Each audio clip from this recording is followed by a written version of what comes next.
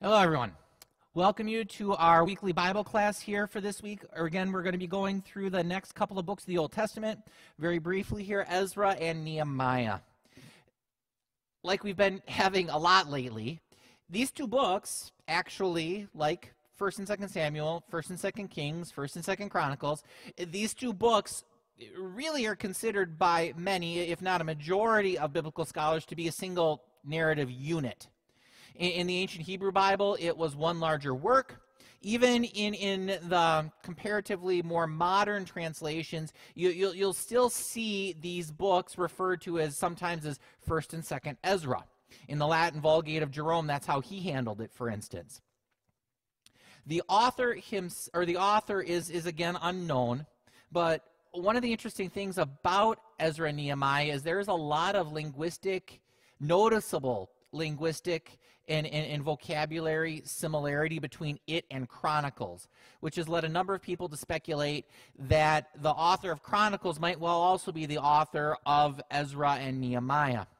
The time period covered during Ezra and Nehemiah is about 100 years. From the reign of Cyrus up through Artaxerxes and the time of Nehemiah, we're talking roughly about 536 to roughly about 432 BC. It covers the first return under Zerubbabel, where the people built the first altar upon return, and then worked on the temple, which actually stood the longest of any of the temples in Jerusalem, interestingly enough. I don't have that on the sheet, but Zerubbabel's temple actually survived about 400 years. It's a little bit longer than Solomon's temple, and significantly longer than, obviously, Herod's. Herod's actually only survived in a complete form for a few decades. The couple of other things about Ezra and Nehemiah in terms of core data is that you have a fondness for, just like Chronicles, a fondness for the genealogies, the family connections, for lists, particularly dealing with the Levites and the priests and the priestly tribe.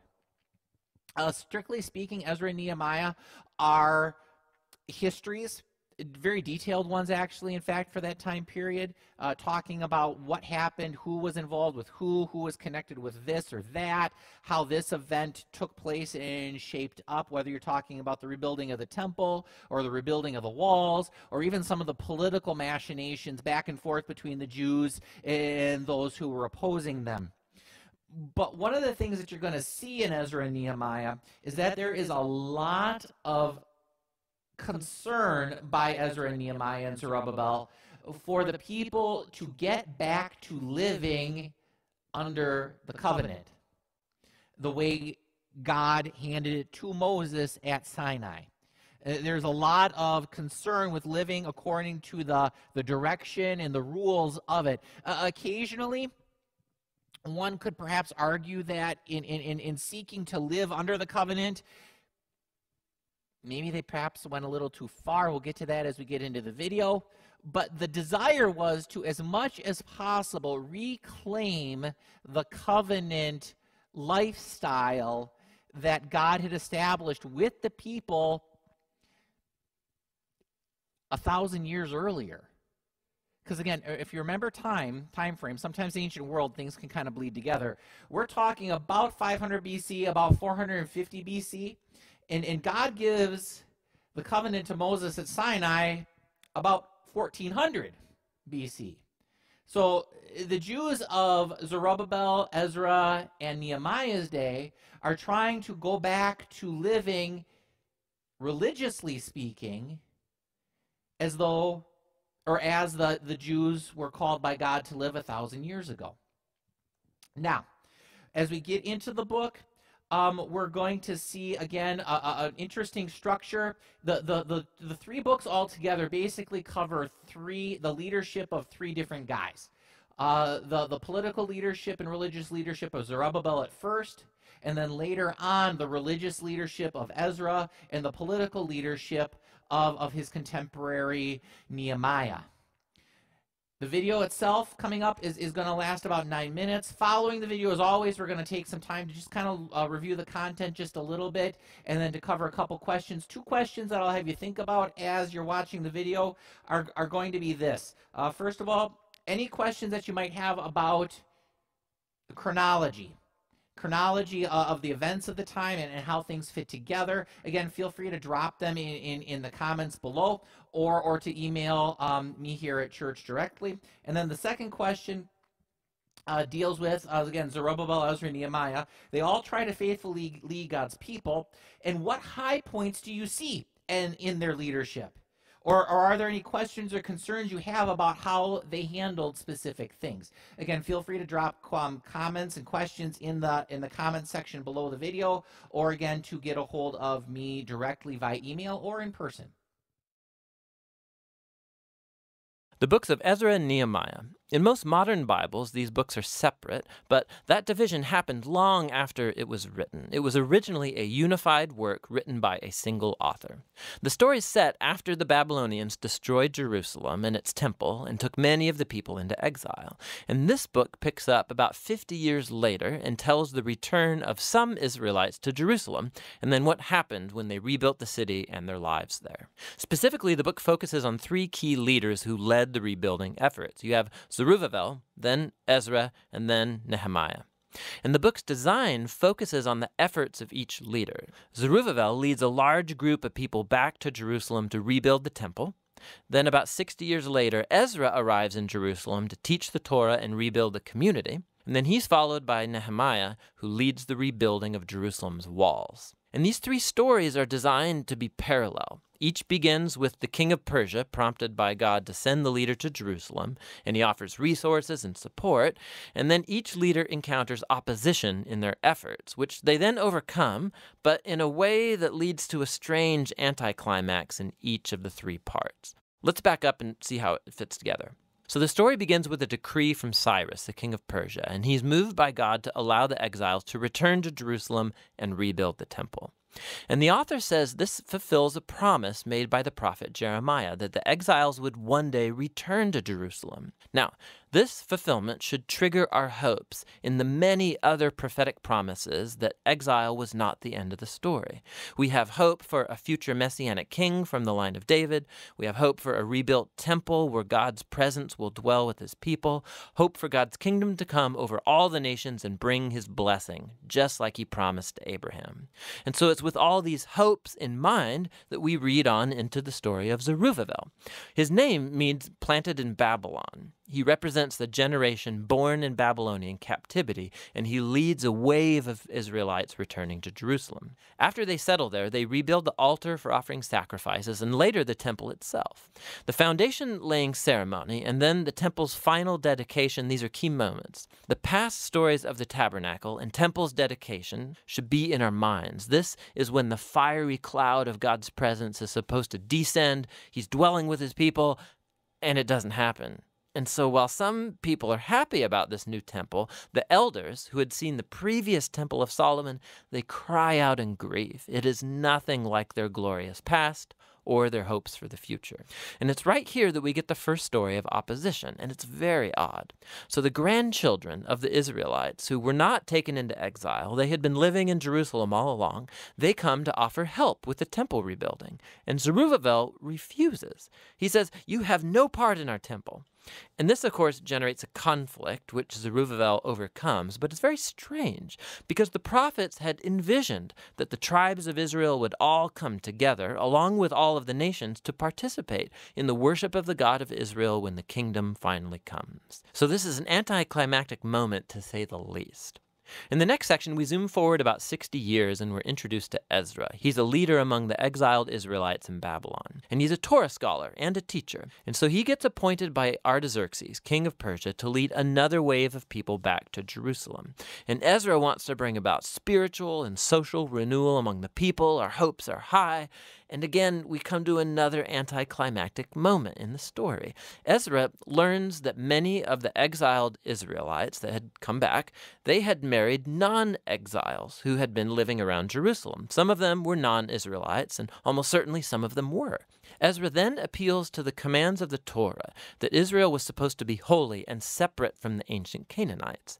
And he then says that the people living around Jerusalem are like the Canaanites. They're going to corrupt the exiles. So Ezra offers a prayer of repentance, and it's very heartfelt. But then he rallies all the leaders and enacts this divorce decree that says all these marriages should be annulled, the women and children sent away. And then the decree is only partially carried out. We're given a list of some of the men who divorced their wives. The story is very strange for a number of reasons. First of all, God never commanded Ezra to do any of this. It was the leaders of Jerusalem who led Ezra to make the decree. Second, the contemporary prophet Malachi, he did say that the exiles should care about purity, but he also said that God was opposed to divorce. And so the mixed results of the decree, this all fits into this pattern of a strange concluding anticlimax. Which leads us to the next section about Nehemiah. He's an Israelite official serving in the Persian government, and when he hears about the ruined state of Jerusalem's walls, he prays and then gets permission from the Persian king Artaxerxes to go and rebuild the walls. The king even gives him an armed escort and all these resources. So after arriving in Jerusalem, he begins the building project, and he too faces opposition from the people who had already been living around Jerusalem. Once again, we face a tension in the story. The contemporary prophet Zechariah said that the new Jerusalem of God's kingdom would be a city without walls, that God's presence would surround it, and people from all nations would come and join the covenant people. But Nehemiah seems to operate with the opposite vision. He informs the people surrounding Jerusalem that they have no part in Jerusalem. And this, of course, provokes them to hostility. And so while Nehemiah carries out his vision for the city with integrity and courage, they have to build the city with armed guards to protect them. We keep wondering, could this whole conflict have been handled differently? And this all leads to the conclusion of the book in two movements, first positive and then negative. Ezra and Nehemiah combine forces to bring about a spiritual renewal among the people. They gather all the exiles together for a festival. They read and teach the Torah to all the people for 7 days. And then they celebrate the ancient Feast of Tabernacles to remember God's faithfulness from the Exodus and the wilderness journeys. Then they offer a confession of their sins. They vow themselves to renew the covenant, follow all the commands of the Torah. And they finish with a great celebration over the temple, the walls of Jerusalem, and we're thinking this could be the turning point, but it's not. The book ends on a huge downer. Nehemiah tours around the city, and he finds that the people have not been fulfilling their covenant vows. So Zerubbabel's work is undone as he finds the temple being neglected and staffed by all these unqualified people. He then discovers that Ezra's work is being compromised. He finds everyone violating the Torah, people are working on the Sabbath, and even his own work on the walls is involved because people are setting up markets around the walls of Jerusalem and working on the Sabbath. So Nehemiah, he goes on a rampage. He's beating people up, he's pulling out their hair, and he's yelling, "Obey the commands of the Torah." And his final words are a prayer that God would remember him, that at least he tried, and the book ends. I mean, it's very strange, but we've been prepared for it, right? These anticlimactic moments have been woven into the book's design intentionally. And so it raises the question, what on earth does this book contribute to the storyline of the Bible? Well, remember, the book started by raising our hopes in the prophetic promises about the Messiah, the temple, the kingdom of God, and then none of it happens. So even though Israel is now back in the land, their spiritual state seems unchanged from before the exile. And while Ezra and Nehemiah, they do their best, but their political and social reforms among the people don't address the core issues of their heart. So what the book is pointing out is the same need highlighted by the prophets Jeremiah and Ezekiel. What God's people need is a holistic transformation of their hearts if they're ever going to love and obey their God. And so the book ends on a downer, yes, but it forces you to keep reading on into the wisdom and prophetic books to find out what is God going to do to fulfill his great covenant promises. But for now, that's the book of Ezra and Nehemiah. Welcome back. We are going to just take a few minutes here to go through some reaction to the video. One of the things that the video brings up right away again is with the rebuilding of the temple.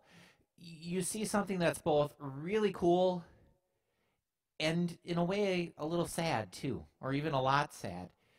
you have a group of people, a number of Jews who are coming back, some of them in Israel for the first time, some of them returning in their old age home.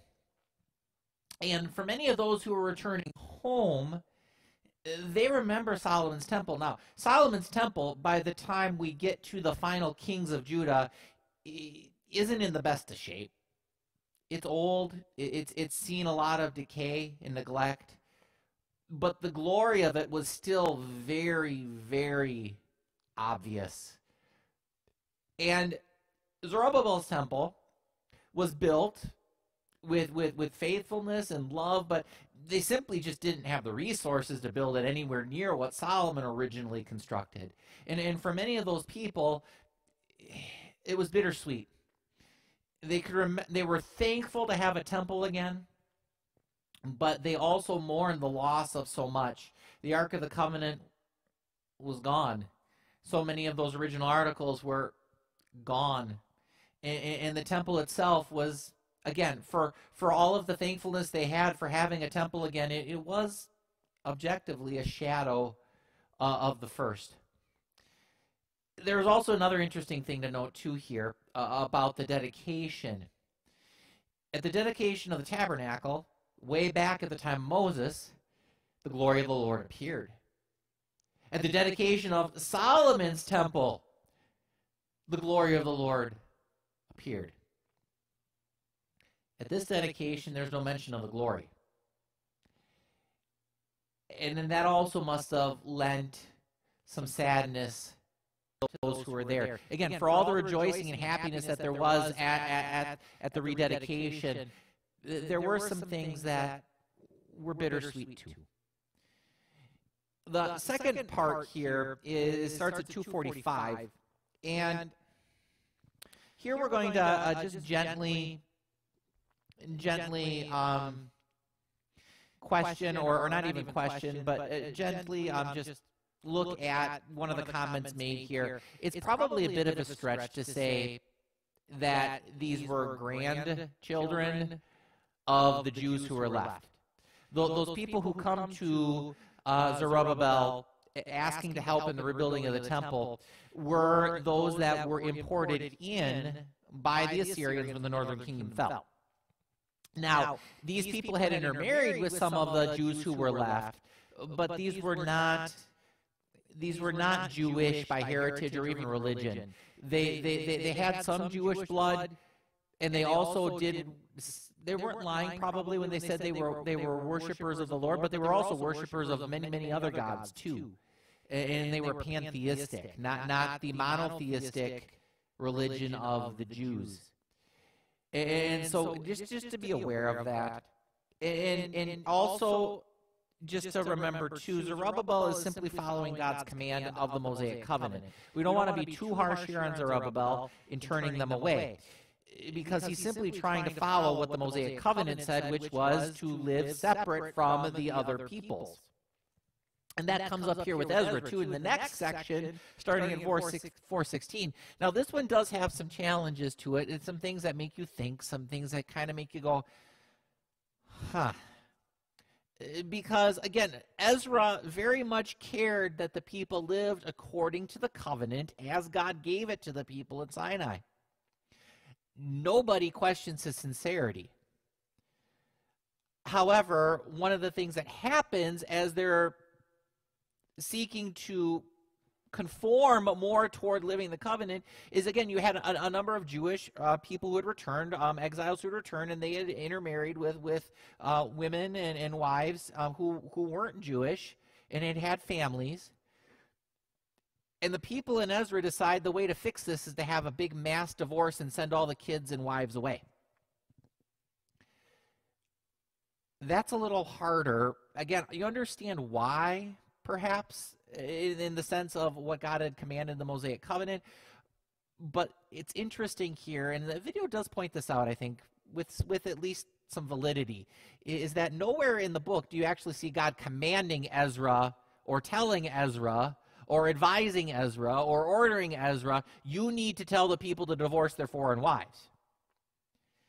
That doesn't show up in the book. They're doing this on their own. Also, a contemporary of Ezra and Nehemiah was Malachi. And one of the things Malachi speaks out against very strongly in his little book is against divorce. So this is a little harder one here. And again, charitably, we don't question Ezra's motives in the slightest. But it does illustrate perhaps one reality that as Christians, as New Testament believers, as we seek to conform our lives according to God's will and live according to God's will, we do need to be careful sometimes too that we don't overstep and say things and do things that go beyond what God has commanded too. The last thing here, again with Nehemiah or Nehemiah, depending on how you pronounce it, is just, again, Nehemiah so much wanted to have the people live according to God's will, according to the Mosaic Code. And one of the things that Nehemiah does is, much like Zerubbabel a couple of generations before, he tells the people in the surrounding towns in areas that you can't help us. We need to stay separate from you. They come to Nehemiah asking, can we help you rebuild the wall? Is it okay if we're involved in this too? And he says, no, no, no, no, no. And in some question, what was Nehemiah thinking? Because a contemporary prophet of Nehemiah and Ezra was Zechariah. And Zechariah, in his book, does talk about in a couple of spots about a Jerusalem that one day is going to welcome all peoples and all nations, and it's not going to have a wall. But reading through Zechariah, you do get the kind of the impression that this prophecy is for down the road and not necessarily something that's going to be fulfilled within the lifetime of Zechariah and Nehemiah. We do see obvious fulfillment at the time of Christ, where Jesus himself goes out to the Gentiles and preaches. And then after his ascension, the apostles are told repeatedly, sometimes needing to drag the apostles along, you will go share the gospel with everybody, including the Gentiles.